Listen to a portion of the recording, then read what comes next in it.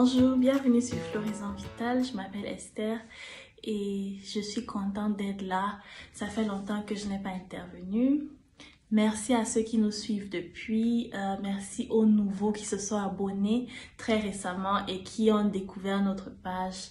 Merci de nous suivre, merci de partager avec d'autres personnes, nous sommes vraiment bénis par votre présence.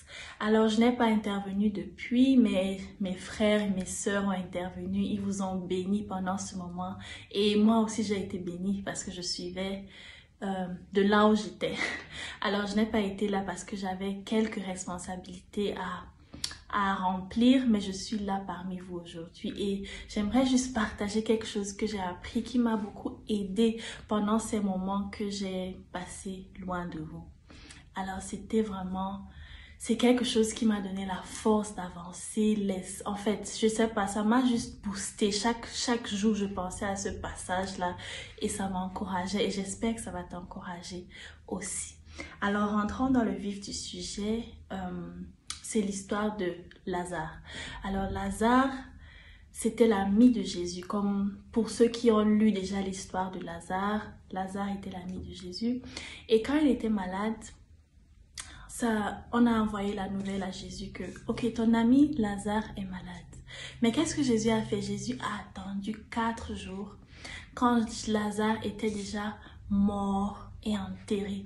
Et c'est là que Jésus est venu dans la ville où Lazare était. Alors, quand Jésus est arrivé, il a juste parlé. Il a parlé, Lazare était déjà enterré, mais il a parlé et Lazare est ressuscité. Alors, qu'est-ce qui m'a marqué dans ce passage? C'est le fait que Jésus n'est pas venu quand il était malade, mais Jésus est venu quand il était déjà enterré. C'est quoi la différence? Quand quelqu'un est malade, il y a toujours espoir. Comme il y a un adage qui dit, tant qu'il y a la vie, il y a de l'espoir. Donc, quand quelqu'un est en vie, on sait que, ok, quelque chose peut se passer. Il peut survivre, il peut se rétablir.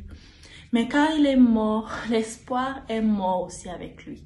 Donc, je suis sûre que ses sœurs, elles avaient déjà perdu espoir. C'est évident parce que quand Jésus est arrivé, la sœur de Lazare a dit à Jésus, si tu étais venu, si tu étais là quand il était malade, je suis sûre qu'il ne serait pas mort. Donc, elle ne pensait pas au fait que Jésus a le pouvoir de ressusciter. Et c'est aussi la même chose que je veux te dire. Il n'y a aucune situation qui est trop difficile pour le Seigneur. Mais pourquoi il nous laisse passer par ces moments difficiles? Pourquoi en fait, parfois c'est comme si on est dans une situation et ça dégénère. Donc ça quitte de mal en pire en fait. Et on se demande, mais qu'est-ce qui ne va pas? Ce que je veux te dire aujourd'hui, qui m'a beaucoup aidé, c'est que la gloire et la joie de la résurrection est bien plus grande que celle de la guérison. Alors, s'il était venu quand Lazare était malade et il avait dit, ok, Lazare soit guéri, ça n'allait pas faire autant d'effets que ça a eu quand il a ressuscité Lazare. Et je vais juste lire un passage pour vous. C'est dans Jean 11. Jean 11, versets 41 à 44. Alors, je vous épargne le verset 41, vous pouvez lire ça chez vous. Mais ce qui est dit, c'est que tout ce qui au 42, verset 42, pour moi, je sais que tu m'exauces toujours, mais si je parle ainsi, c'est pour tous ceux qui m'entourent. C'est pour que tous ceux qui m'entourent croient que c'est toi qui m'as envoyé. Ça, c'est Jésus qui parlait. Donc, Jésus a parlé, il a appelé Lazare et Lazare est sorti. Pourquoi? Pour que ceux qui l'entourent croient. Alors, une multitude a cru ce jour-là après que Lazare soit ressuscité.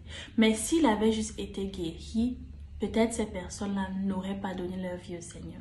Alors parfois des choses deviennent plus difficiles pour que notre foi augmente. Et quand notre foi augmente, non seulement nous serons bénis quand on va recevoir notre miracle, mais d'autres personnes, les gens qui nous entourent seront aussi bénis. Un jour, j'aurai l'occasion de partager mon expérience avec vous, mais cette parole, cette histoire m'a beaucoup aidée. Pendant ces moments où je vois que tout dégénère, je me rends compte qu'en fait, Dieu veut tirer sa gloire à la fin. Et je t'encourage aujourd'hui, si tu passes par un moment difficile, dis-toi, Dieu va tirer sa gloire à la fin de ceci. Alors je reste, je garde espoir, je ne perds pas espoir, je ne me décourage pas parce que Dieu est toujours là avec nous. Et il est là pour nous encourager, pour nous donner la main. Il a dit, je ne te laisserai jamais. Jamais, ça veut dire jamais. Il n'y a aucune seconde où il n'est pas là à tes côtés. Alors tu peux juste compter sur lui faire confiance même quand c'est difficile. Parce que quand tu auras ton miracle, ça va bénir toi, ta famille et tous ceux qui t'entourent. Et il y a des personnes qui vont donner leur vie au Seigneur. Il y a des personnes qui auront plus. Quand tu vas partager ton témoignage, tu vas encourager des gens. Et tu vas leur faire aussi croire que leur histoire peut changer comme la tienne a été changée. Merci, passe une excellente journée ou une excellente soirée, sois béni et garde cette parole à cœur. Merci.